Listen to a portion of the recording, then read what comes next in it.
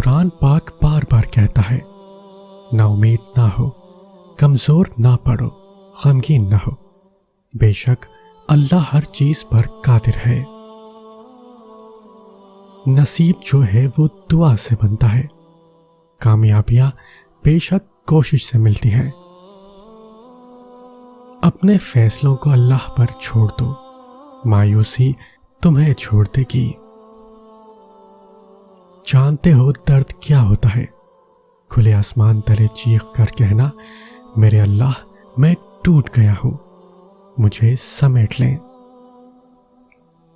کوئی ذرا سی دیر پر ہو گیا مایوس، اور کسی کے حصے میں بار بار سر کو جھکانا لکھ دیا گیا، کسی کو 4 قدم کے فاصلے پر مل گیا، اور کسی کے نصیب میں لمبا سفر لکھ دیا گیا۔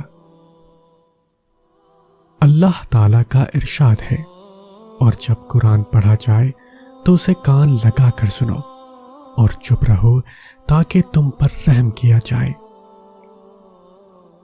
کسی دوسرے کے لیے سکھ ڈھونڈنے والے کی ذات پر سکھ آسمان سے برستے ہیں۔ جو تکلیف اللہ کی یاد دلائے وہ اللہ تعالیٰ کی سب سے بڑی نعمت ہے۔ اللہ تعالیٰ دیکھتا ہے جب تم سجدوں میں تڑپتے ہو، اللہ دیکھتا ہے جب تم دعا کے لیے ہاتھ اٹھا کر خاموش ہو جاتے ہو، اللہ کو اندازہ ہے جب تم صبر کرتے بھی تھک جاتے ہو، اللہ کو ہر اس لمحے کی خبر ہے جب تم بے بس ہو کر خاموش ہو جاتے ہو۔ یقین رکھو، صبر رکھو، امید لگانے والوں کو اللہ کبھی نا امید نہیں ہونے دیتا۔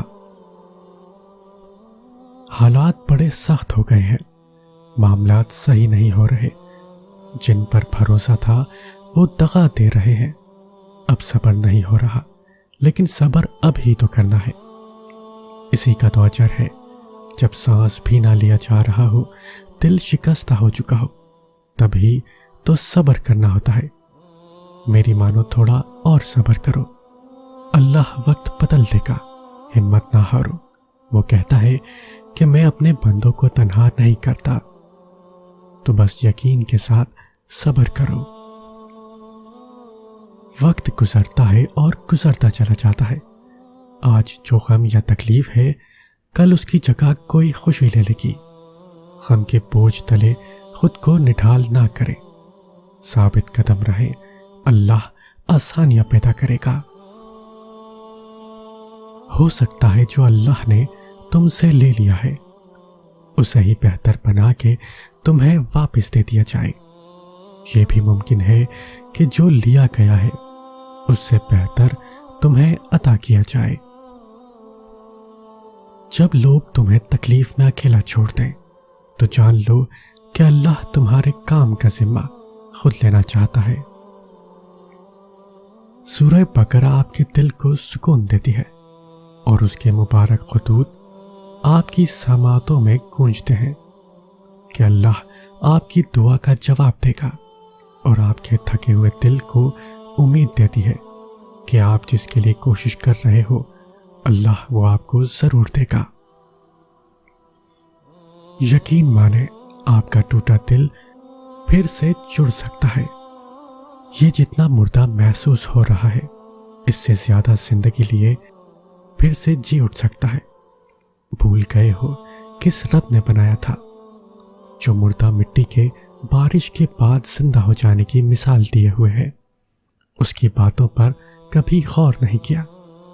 جہاں یہ مثال قیامت میں مردہ کے پھر سے جی اٹھنے کی طرف اشارہ کرتی ہے، وہاں آپ کے دل کے لیے بھی اس میں امید ہونی چاہیے۔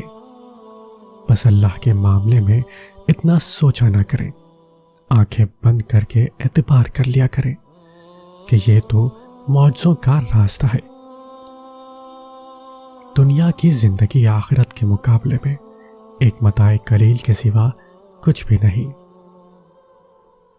جس کے کام اللہ سنوارتا ہے اس کے کام بندے کیسے بگاڑ سکتے ہیں؟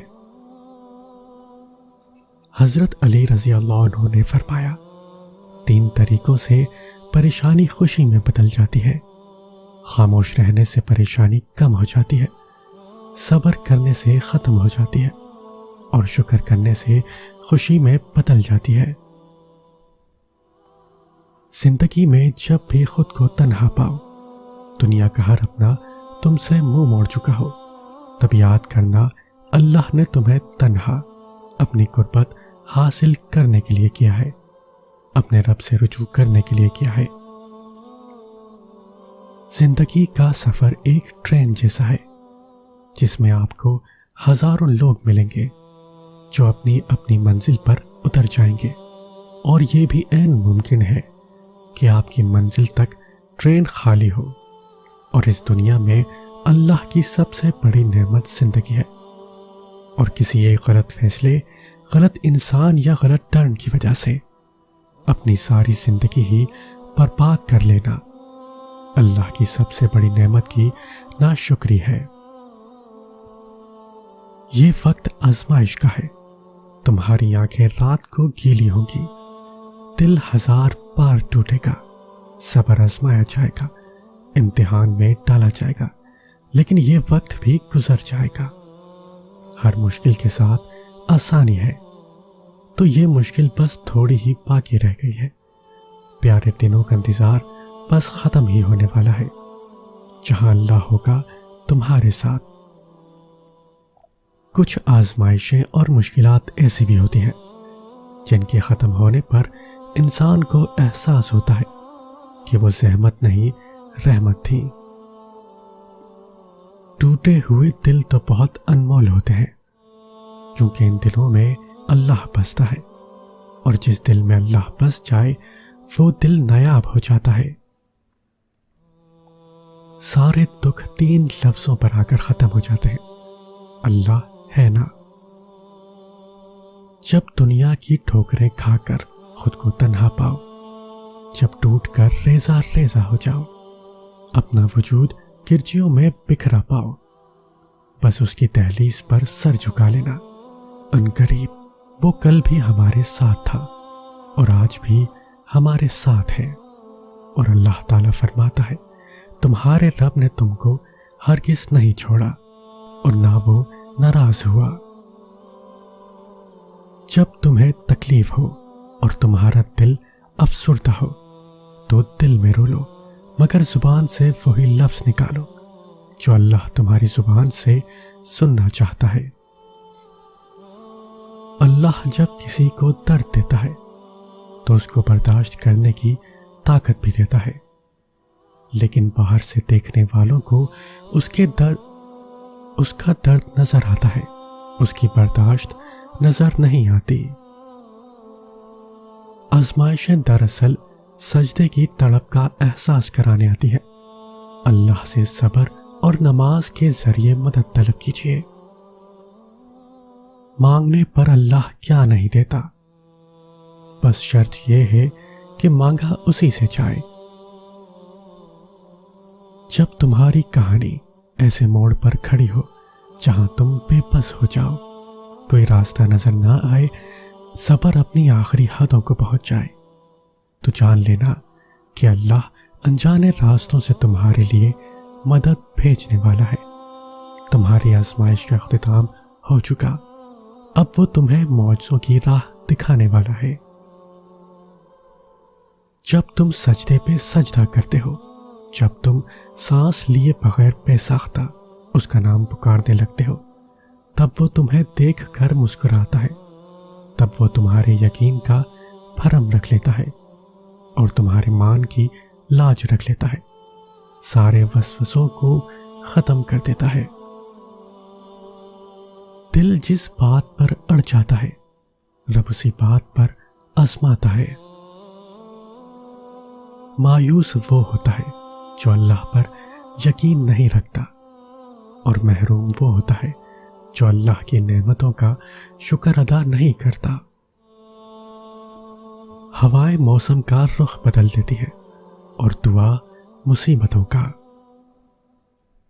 اپنے نقصان پر ہرگز غمزدہ نہ ہوا کرے، کیونکہ اللہ آپ سے اس وقت تک کچھ واپس نہیں لیتا جب تک اس سے بہتر آپ کو عطا نہ کرے۔